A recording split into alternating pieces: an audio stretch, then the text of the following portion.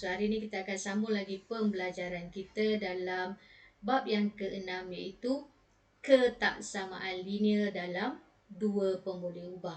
So untuk standard pembelajaran hari ini kita akan pergi tengok pada 6.1.2, iaitu membuat dan menentusahkan konjektor tentang titik dalam rantau dan juga penyelesaian bagi suatu ketaksamaan linear. Dalam pembelajaran lepas, kita dah pun lihat bagaimana kita nak mewakilkan satu situasi dalam bentuk ketaksamaan. Sebagai contoh, kita ada had laju 110 km per jam. So, bagaimana kita nak wakilkan dia dalam bentuk ketaksamaan? Kita pilih satu pemboleh ubah. Sebagai contoh, saya ambil X.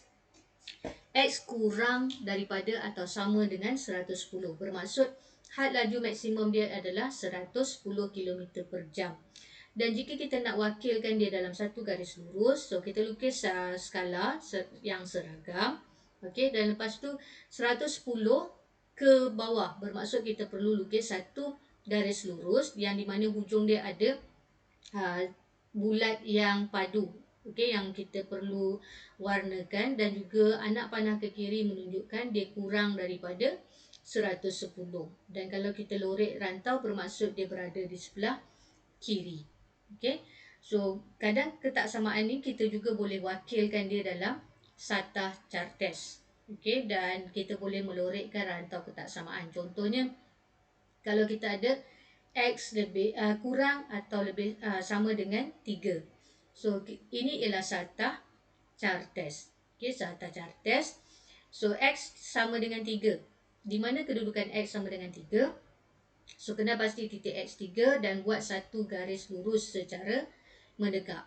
So, garis merah itu mewakili X sama dengan 3. Okay? Dan bila diminta kita melorek kawasan X kurang daripada 3, so kurang itu berada di kawasan sebelah kiri. Okay? So, ini ialah kawasan X kurang atau sama dengan 3. Okay. Untuk melukis garis merah itu, garis X sama dengan 3 tu, so ada dua jenis garis. Okay. Dua jenis garis yang perlu kita tahu, iaitu yang pertama ialah garis padu. Garis padu ni kita lukis bila kita ada simbol ketaksamaan lebih besar atau sama dengan, ataupun kurang atau sama dengan. Dia ada simbol sama dengan kat bawah tu. So, garis yang kita perlu lukis ialah garis padu. So, garis padu tu garis macam mana? Garis lurus yang penuh lah. Okay, contohnya, kalau X kurang atau sama dengan 3, so kita lukis pada X3 tu, kita lukis garis padu, garis penuh macam ni.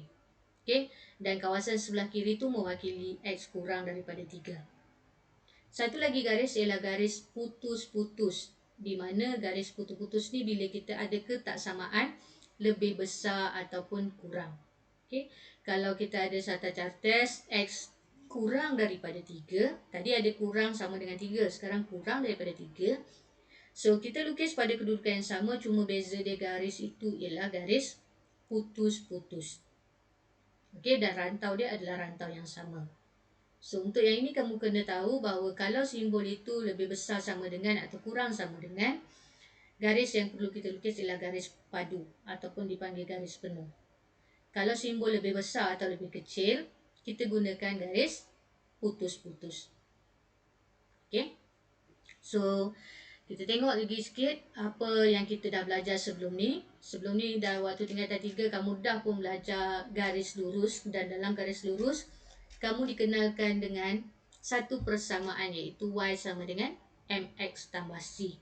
So, saya harap kamu masih ingat bagaimana nak melukis graf Y sama dengan MX tambah C, di mana M itu mewakili kecerunan dan C itu mewakili pintasan Y.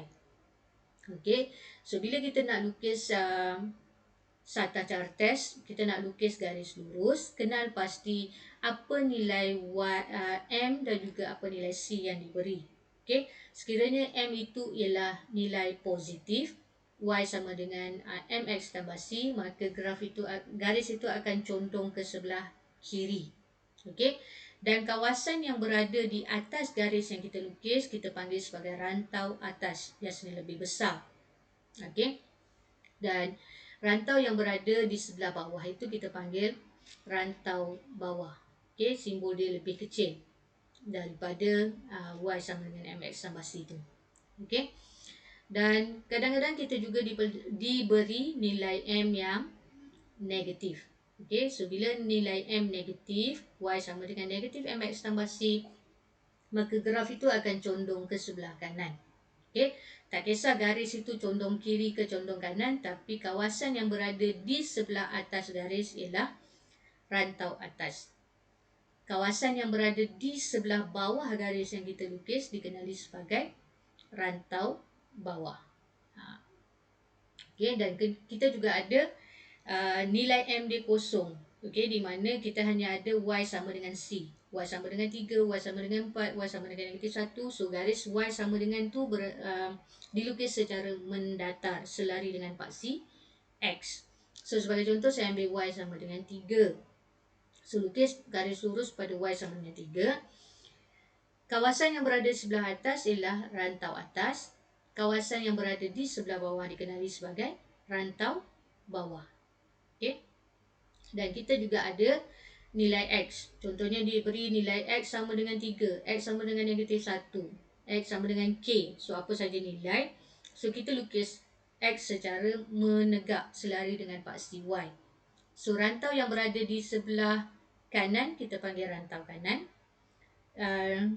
Rantau yang berada di sebelah kiri daripada garis yang kita lukis tadi dikenali sebagai rantau kiri. So, saya harap kamu dapat kenal pasti mana rantau atas, mana rantau bawah, mana rantau kiri, mana rantau kanan. Okey. Kita tengok satu contoh 3 muka surat 159 buku teks di mana ada 3 soalan kat sini.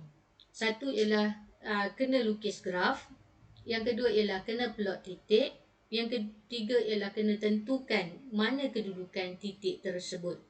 Okey. So, bagaimana kita nak melukis garis lurus Y sama dengan negatif 2x tambah 6. So, negatif 2x tambah 6, kita ambil nilai x negatif 1. Kenapa saya ambil negatif 1? Sebab dia kata lukis garis lurus y sama dengan negatif 2x tambah 6 untuk negatif x negatif 1 hingga 5. Okay, so kita boleh ambil apa sahaja nilai x. So, untuk lukis graf, untuk lukis garis lurus, kita ada sekurang-kurangnya kita perlukan 2 titik. So, saya ambil x sama dengan negatif 1. So, y sama dengan apa? So, ambil persamaan itu, maksudnya negatif 2x tambah 6, tempat x itu saya gantikan dengan negatif 1. So, kita akan dapat y dia 8. Bermaksud di sini bila x negatif 1, y 8. Okay, kemudian kita ada, saya ambil x 5. Kamu nak ambil 4 boleh, nak ambil 3 boleh. Okay, apa saja nilai. So, saya ambil 5. So, bila saya ambil x sama dengan 5, y saya akan dapat negatif 2 darab 5 tambah 6. So, kita akan dapat negatif 4. So, kita dah ada 2 titik. Di mana bila x negatif 1, y ialah 8. So, kita plot satu titik. Yang kedua, bila kita ada x 5, y negatif 4. So, kita dah ada 2 titik. Kita boleh sambungkan untuk menjadi garis lurus. Garis lurus ini dikenali sebagai y sama dengan negatif 2x tambah 6. Okey, soalan kedua kita perlu plot titik. 1 negatif 2. So, x1, y negatif 2. Yang kedua, 4 negatif 2. Okey, 4x4, y negatif 2. Sifar 1. 1, 4. 4, 3. Dan 2, 6. So, kita dah plotkan 6 titik. Dan soalan ketiga, berikutnya kita nak tentukan di mana kedudukan dia memenuhi ketaksamaan yang mana. So, kalau kita tengok tadi, kita dah ada satu garis lurus. Okey, y sama dengan negatif 2x tambah 6. Rantau yang berada di sebelah kanan, di sebelah atas garis lurus tersebut, yang berwarna biru itu ialah rantau atas, di mana dia diwakili oleh y lebih besar daripada 2x tambah 6.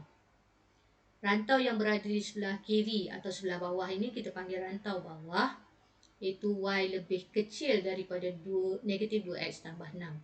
Dan garis tersebut ialah garis negatif 2x tambah 6. So, bagaimana kita nak menentukan? Tadi kita ada dua titik atas garis lurus tersebut. Okay. So, titik-titik ini iaitu titik 1, 4 dan 4 negatif 2 memuaskan persamaan y sama dengan negatif 2x tambah 6. Okay, dia persamaan ya, sebab dia sama dengan dia atas garis tersebut. Okay. Dan kita tengok juga ada dua titik berada dalam rantau atas. Bermaksud titik 2, 6 dan 4, 3 memuaskan ketaksamaan y lebih besar daripada negatif 2x tambah 6. Okay. Dan dua lagi titik berada di rantau bawah. Okay. Maksudnya titik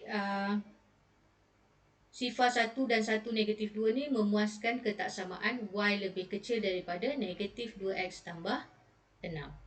Okay.